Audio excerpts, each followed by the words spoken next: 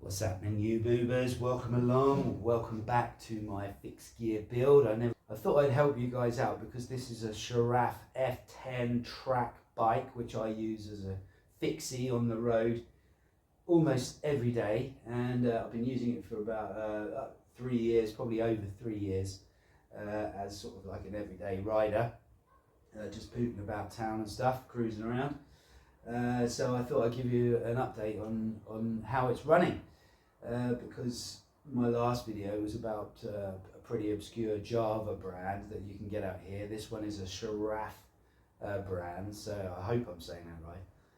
But I thought I'd let you know sort of how it runs for me, how it's built up and all that jazz, because some of you might think, oh, they sell internationally, so you might think you might want to buy one of their frames. So the frame is full carbon fibre, with track drops obviously, so you can get the fixed gear in there. And I literally have had no problems with this bike whatsoever. It has been absolutely perfect running for me, which is why I've made a decision to add to my harem of fixies. And yeah, so this one's going to have a bit of a change. So I thought after sort of 3 years, it's had a couple of changes here and there, but I thought after 3 years I'd let you have a glance at it and let you know how it's been running. So we'll get in a bit closer and I can explain a bit more about a couple of bits about the bike, but largely, like I'm saying, this Seraph frame, I've had absolutely no problems with it. Right, so here's the bike. So we'll start a little rundown. We'll start off from the top with the saddle. So this is a Decker saddle. It didn't come with the saddle, obviously, just the frame. But one thing to note is I haven't had no problems whatsoever with this clamp on here, and you get 2 fittings. So if your rails are slightly wider or narrower, I can't remember exactly which one is on there, but you'll be able to accommodate a different size rail. And yeah, I've had no problem with slipping here whatsoever. I did put this into another frame and then slipped that. That's annoying. But before that, just put some paste in here, and that clamp holds really good. And with the paste and the clamp together, working together hand in hand, it all works amazingly well and holds in place and takes all those city bumps on these bumpy Chinese city roads. Next thing is this clamp at the top here inside the carbon fibre. That holds absolutely well, haven't had any problem there whatsoever. The stem, obviously I bought myself, that's from Tosik, which you've probably heard of. The handlebars are from a company called Wakao. I don't know if you can see that, yeah, I love these handlebars, have them on all my bikes actually, apart from one. But they're carbon fibre too, so they're absolutely sweet. Yeah, and the bearings here, no issue with the bearings whatsoever. And I have had those bearings, like I'm saying, for about 3 years, and they've been out in all weathers, so they're doing all right.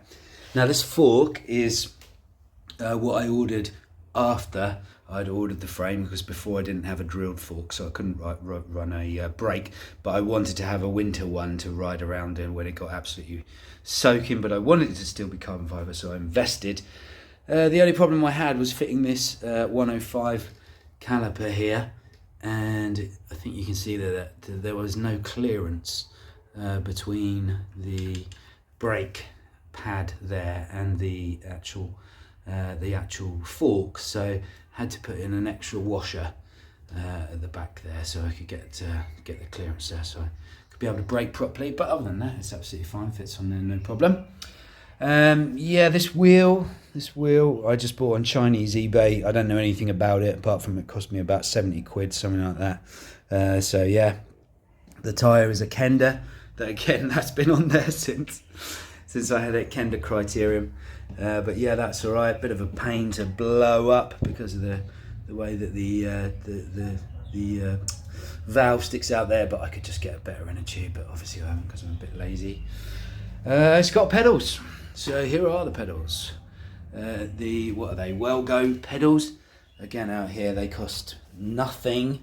It was like I don't know, 3 of His Majesty's British pounds for these a pair of pedals. So, but I really like these. I have these on all my fixies, these ones.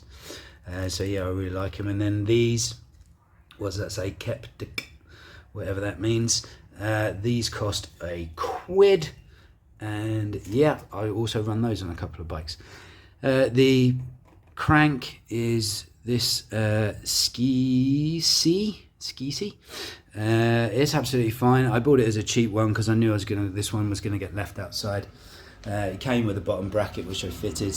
Came without a chain ring, so I bought another chain ring, but actually the bloke, I had that machined, but the bloke didn't machine it properly, so it wouldn't fit on. So the only one he had in stock was this smaller one, so I built it up with a smaller one, which I don't like. The gearing is too small, but it's coming apart tonight anyway, because there's bits on this bike that I need for further projects.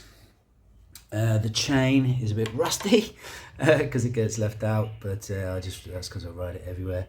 This tyre, this is a Vittora Strada. If you can buy the more expensive one, I think it's the Rally, then you can remove the valve and put sealant in it, which I much prefer. I don't like running it without sealant in it. I've had no problems with punctures whatsoever when I run sealant. But when I don't, then you start to get issues. So that's my advice to you in these track bikes, because you're going to be, if you're buying carbon fibre stuff, you're going to be sort of track orientated. So you're going to come across tubular tyres, I'm sure. Next thing, what have I got in there? Ardently cog. Yeah, I think that's about a 19 on there, which I get on with really well, apart from because it's under geared at the moment, but it doesn't matter anyway at the moment on this because I'm taking it apart. This is the only problem that I've had with the frame. So I don't know if you can see here that there are some bolts here that hold that sort of, I don't know, clip. I wouldn't call it a clamp, maybe a protective bracket onto the frame. And what happens is they stick out the back. I don't know if you can see in there, but they stick out the back. Yeah, you can. That sticks out there. So to get the wheel off, you have to sort of just very carefully back those out. Yeah, and then you can see, and then you can slide this wheel up. So that is a bit of a pain. So I don't run the front ones because I don't really think that they serve much for purpose. So don't worry about it. But that is my only problem that I've had with this frame. My only issue. The other thing is these things, they can tension it up for you. Tension up the back of the chain for you. Yeah, I like them. They do have a locking clip on them, but I don't run that. So yeah, I took that off just to suit myself. But yeah, that's basically the whole of the frame. And then probably the last thing to tell you is that when I ordered it, it came drilled. So look, I've just covered over those bottle cage holders because I just wanted it to look murdered out, yeah. And bottle cages I don't think are very cool on track bikes. So, but that was my area. I should have stipulated to him, the guy at Seraph, that I didn't want that. Anyway, that is the rundown. This is the last time you see it. Well, maybe you'll see other bits on another bike if I ever make another video.